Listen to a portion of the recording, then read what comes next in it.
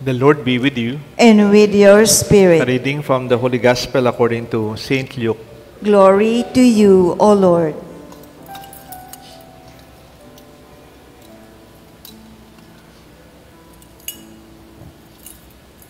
Jesus passed through towns and villages, teaching as he went and making his way to Jerusalem. Someone asked him, "Lord, will only a few people be saved?" He answered them, "Strive to enter through the narrow gate. For many, I tell you, will attempt to enter, but will not be strong enough. After the master of the house has arisen and locked the door, then they will come. Then will come, stand outside knocking, saying, 'Lord, open the door for us.' And he will say in reply, 'I do not know where you are from.' And you will say, 'We ate and drank in your company as you taught in our streets.' And then he will say to you, 'I do not know where you are from. Depart from me, all you evildoers.'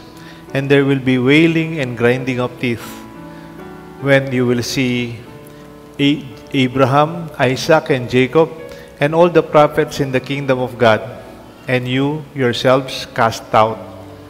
The people will come from east and the west, and from the north and the south, and will recline at table in the kingdom of God. For behold, some are last will be first, and some are first who will be last." The Gospel of the Lord. Praise to you, Lord Jesus Christ. In the name of the Father, the Son, the Holy Spirit. Who will be saved? The question. If the doors will be locked, how do you open it? It's not only a narrow gate, but when the doors are locked, and then you will be knocking, "Lord, open the door for us." And the voice from the other side, the voice of God will answer, "I do not know you. I do not know where you are coming from." Knowing is a relationship. Pag sinabi noong unang panahon ni Jesus, "I do not know you," hindi lang yung I do not know your address, I do not know your name, I do not know your status. Hindi po yun. It's not a cerebral thing. It's not a intellectual knowledge experience of knowing. To know in the times of Jesus is to have a relationship. I don't have any relation. Wala naman tayong pinagsamaan. Listening the streets with Jesus or maybe eating and drinking with Him is not enough. It must be deeper than that. That's why we want to enter the kingdom of heaven and the doors are locked. The key is the relationship with our God. Do you remember Mama Mary, at the times of the Annunciation, and Angel Gabriel approached Mary and said, "Blessed are you among women, Mary. You will be the mother of the Son of Almighty God. You will be a mother of Jesus." Anong sagot ni Mary? She was so confused. How can this be? I do not know man. Wala akong kilala. Walang kilalang lalaki. And that knowing is a deep relation of intimacy.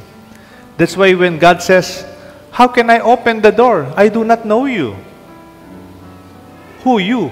Parang ganun di ba? Sa bahay, example, may kumakatok. Gabi na, kumakatok pa. Madilim na, kumakatok pa. 11:00, kumakatok. Tapos, tanong mo, "Sino yan? Sino yan?" Tapos hindi sumasagot. Tapos sumagot, di mo kilala yung boses. Tapos sinagot, hindi mo naman kilala yung pangalan. "Will you open the door?" Ha? Tapos sabi niya, "Alauna ng madaling araw. Kumakatok, di mo kilala. Bubuksan mo?" Hindi. Because you do not know the person. Kaya ba nagdi-deliver pa ng Shopee yan o Lazada? Pag mong buksan, walang nagdi-deliver ng alauna ng madaling araw. Sa'yo na, balik ka na lang bukas pag maliwanag na. If you don't know the person, do not open the door for your own safety, practically. Pero naman, pag may kumakatok, inaasahan mo, darating asawa mo, na late lang, nag-overtime daw. Tapos kumakatok. Tapos, ay, Narinig nyo palang sasakyan, narinig yung boses niya. Bubuksan yung pinto? Oo. Pero na lang, kung galit ka sa asawa mo, pero bubuksan yung pinto, di ba? I remember when I was a young boy, wala naman kaming doorbell. Kumisan, ginagabing tatay ko sa trabaho nila. Tapos kakatok siya dun sa bintana kung saan kami natutulog. Sila yung pangalan ng mama ko eh. Yung boses pa lang, alam na namin. Ako bilang panganay, I'm the one assigned to open the door. Kahit anong oras. The relationship is the key. Kahit wala kang susi, pag anak ka, panganay kang anak, you're part of the family. We know you. You're my best friend. Kahit anong oras, I will open the door for you. That must be a key to the kingdom of heaven. When the doors are locked, baka naman wala tayong relasyon sa Diyos. Baka sabi, Father, Lord, nagdarasal naman ako, nag-attend ako, but is there a relationship? Or is just an obligation that you have to be social and to be present? That we're just obliged to do so. When I was in high school, even during in my early college years, meron kaming kinakanta-kanta. Kala ko folk song lang, folk song that identifies who we are. Yung kantang ito, sana ituro nyo sa mga anak ninyo. Yung anak ninyo, turo nyo itong kantang ito. Minsan, mga bata, nahirap ng matutong Kapampangan. Kung Tagalog, ang baba ng grade nila, di ba? Nahirapan sila sa Tagalog. Kasi English daw sila. Pero, sana kahit Kapampangan, turo po natin sila. Kahit hindi na Kapampangan na tuloy-tuloy, lalo na nasa abroad, ituro nyo yung kantang ito. At least pag kinakanta nila, they know their identity. Kilala mo yung pangkinta din, Kapampangan la. Because this song captures our identity, who we are. Not only as a folk song, but a song of our relationship. I am related to you and to us. Nga napunitang kanta.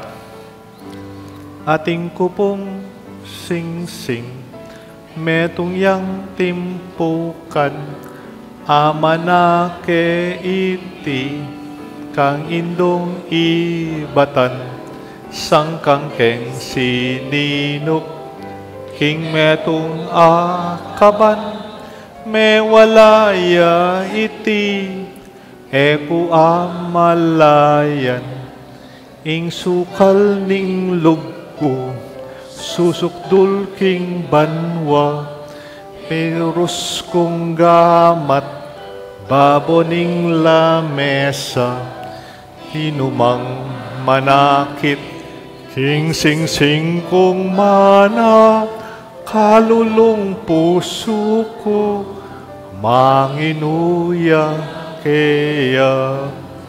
I hope we'll sing this song, especially for the young. Makilala mo kung sino tayo when we sing this song. It's not a national anthem, but it is a song that roots us for where we are and who we are. Ating kupong sing-sing. Alam mo naman, mga sing-sing, mahal yan. Lalo na kung may bato. Our treasure, which represents the sing-sing. Alam niyo po, nung unang panahon, lalo na yung mga mahihirap, hindi po sila sanay makipag-transact sa mga bangko. Banking is quite a formal process, di ba po? Kailangan ka mag-fill up, kailangan ka may bank account, kailangan ka may ID, dalawang ID, so on. Kaya yung mga mahirap, they don't go to banks. They just do investment by keeping jewelries. Halimbawa, may pera sila, bibili sila ng sing-sing. Bibili sila ng mga jewelries. Bakit? Someday, pag kailangan, may sasanla nila. Someday, pag kailangan, magpa-final exam na yung anak ko, pupunta ng Saudi ang asawa ko, may bebenta. Parang yun yung kanilang savings. That's their value. That is their treasure. But they are not jewelries that are investment. As financial crisis comes in, they are sold. Rings can be expression of our status, our wealth, our affluence, and our success. We can also see sing-sing as our relationship. That our true treasure is not only the gold, the silver, or the diamond. The ring itself represents our relationship. Kayo pong may asawa, nandyan pa ba yung singsing? Yung inyong wedding ring? Maganda po yan. You keep it. Pag medyo tumatagal na yan, yung ring na yan, magiging suffering. Biro lang po. And yung singsing na yan, kailangan itago natin. For better, for worse. For richer and poorer. In sickness and in health. These are our treasures. It's not the singsing itself. It is the relationship that it represents. Your family. Your relationship with your husband or your wife. And they are our true wealth. There will be our key to heaven. Huwag niyo pabayaan ang ating relasyon represented by our true treasure, our ring. Pero walang kwentang relasyon kung walang commitment. We can be related by blood. I'm your son. I'm your brother. I'm your sister. We are husband and wife. We are cousins. But there is more to that. In a relationship, there must be commitment. Rain or shine. Shine. Darating ako. Pag sinabi kong darating ako, I will be there. By hook or by crook. Our sing-sing is also our commitment to our relationship. That's why pag nawawala ang ating commitment, we become unfaithful to our promises. Or sometimes we become disloyal, or unfaithful. It can also hurt us. Isa sa mga pinakamasakit sa buhay ng tao when this commitment is lost. Hindi lang nawawalang singsing literally. You can keep the ring. Nandyan singsing. But your commitment, your heart, your promise is no longer there the way you live your life. Kaya nga the song itself represents how painful it is when we lose our commitment. Not only for the wife, it is also true for the husband. It works both ways. Like a knife, it is a two-edged sword. Yung nasasaktan, hindi lang ikaw, pati yung mga minamahal mong nawala ang iyong pagmamahal. Saya sabi ng song, me walaya iti, eko amalayan, ing sukal ning lubko, susukdol king banwa. Look at that, ing sukal, the pain in my heart, it reaches up to heaven. Hindi ba masakit yun? And that is true, isn't it? Masakit na, di baling, nalugi kayo sa trabaho, nawala ka ng trabaho, nagkasakit ka, okay lang yun.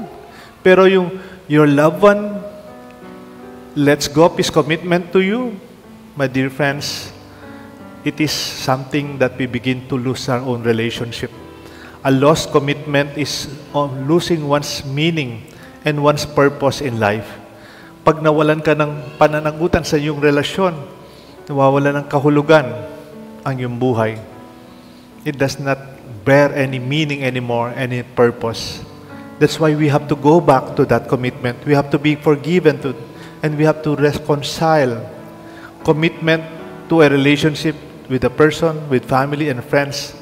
And community is grounding, is our grounding, is our anchor. Alam niyo po yung malaking halaman? Yung malaking halaman, kahit gaano kalaki yung halaman, may bunga. The branches are very wide. Ang ganda ng mga bulaklak. Pero when the roots, the grounding is loose, o nawala, o naging mababaw, it will easily fall. Pag dumating yung bagyo, malakas yung hangin, o in the long run, sa katagalan ng panahon, that big tree will fall. We have to nourish our commitment, renew our commitment, express our commitment. Bakit po? Kasi nakatago yan eh. Like the anchor, like the roots. Hindi mo nakikita, obvious, but it should be expressed in how we show when it is needed and express our commitment in different ways. Our relationship also defines our identity. Sino ka? I am a father because you have children. I am a mother because you have daughters and sons. I am a husband because I have a wife. I am a wife because I have a husband. I'm a priest because I have a parish. I'm a brother because I have sisters. That's why some Sundays ago, sabi ko, meron tayong expression sa Africa, Ubuntu tribe. Sabi nila, I am because we are. My identity is anchored in our relationship with one another. Our identity defines our relationship, and our relationship defines who we are. We wear our rings. Pag suot mo yung singsing, pinapakilala mo sa mundo, I am married. I am a wife. I am a husband. I have a relationship. Many wear their college rings to be identified. Even in our profession, di ba? Kung doktor ka, kung kung engineer ka, kung architect, kung minsan meron silang singsing, college ring. And you see, I am. This is my profession. This is my identity. Even the bishop, napansin niyo po yung obispo, nag-bless na ba kayo sa obispo? Ako pag nagbi-bless po ako sa arsobispo, kinikis ko po yung ring. Yung singsing. Kahit hindi po mahilig magsingsing yung obispo, pag ibus po siya, dapat siyang magsingsing. Because it represents our church. Not only authority, it is the church. That ring represents our church. And when you kiss that ring, we kiss our identity together. That's why yung unang panahon po, hindi man pumipirma. Yung mga obispo noon, hindi man gumagamit ng ballpen para pumirma ng mga dokumento. Yung unang panahon, yung mga seal of the bishop is from the ring. Halimbawa, meron siyang proclamation o decision. Maglalagay po sila ng wax. And then the ring will seal the agreement or the statement. And that represents us. Our ring is who we are. Ang nakakalungkot, hindi lang pag nawala yung singsing. When we lose our own identity. When we undergo our what they call identity crisis. When we will lose everything. Sino ka kung wala na yung pamilya mo? Sino ako kung wala ang parokya? Kung wala ang mga tao, wala ang Diyos? Sino ka without that relationship? Kaya sabi ko, I don't believe in the expression self-made man. We are always related with one another. Kaya when the Lord says, who are you? Open the door for us, Lord. And the Lord will answer, I do not know you. I do not know where you are from. We have no relationship. I will not open the door for you. Lastly, our relationship is our heritage. Ang ating namana, ang singsing. Ang singsing na ito ay namana natin. Ang relasyon na to, we did not buy it. We do not contract it. It is given to us from our forefathers. We celebrate our church, our practices, our prayer ways of prayers. And we go back to this old identity and our relationship with one another. Our old traditions, our unique customs that define us. That's why that singsing, ating kupong singsing, metong yang timpukan, amanake iti, kang indong ibatan. I inherited this singsing. I did not buy this from the jewelry store. It is something given to me out of heritage as a heirloom of the family. This ring is from my grandmother. And my grandmother may be from her mother. That's why she's so precious. Hindi lang binibiling pera to. It identifies who we are. And I will keep this. Hindi ko ibebenta to. This will be my true treasure. Kasi iba siya kayong indong ibatan. Ang ating pinanggalingan. Our inherited traditions. Our practices in the church. Our Mass every Sunday. Our prayer together. It is our relationship with one another and our relationship to God. We pray that those who help us to keep our identity, our relationship, blessed are days. Kung minsan, nag-away tayo, may tampuhan tayo, mag-asawa, magkakapatid, magkakaibigan, blessed are those who would keep us together.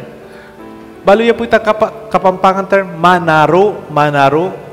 Somebody who would ask you, sige na, magbati na kayo, sige na, tara lapitan natin. They will set up meeting for you to see each other, to confront each other's difficulties, and to heal the wounds. Blessed are those if you lose that ring and they will help you find it. Kung minsan nawawala ang ating singsing, our commitment, our identity, our treasure, our history. And somebody will help us find it. Kung minsan di man tayo ang nakakakita, may kasama tayong naghanap. And blessed are days. Kaya sabi nung singsing, "Nino mang manakit, king singsing kong mana, kalulong puso ko, manginuya kaya." May ring, kung sino man kasama kong nakakita, my humble heart, my poor heart will ever be indebted to that person. Salamat. Sa mga taong nagtatrabaho for family ministries, those who help people see each other again. Detang manaro para mumiyabi-abeta mo. Not out of pride, but out of love and humility. Then, thank you. You will always be grateful to you.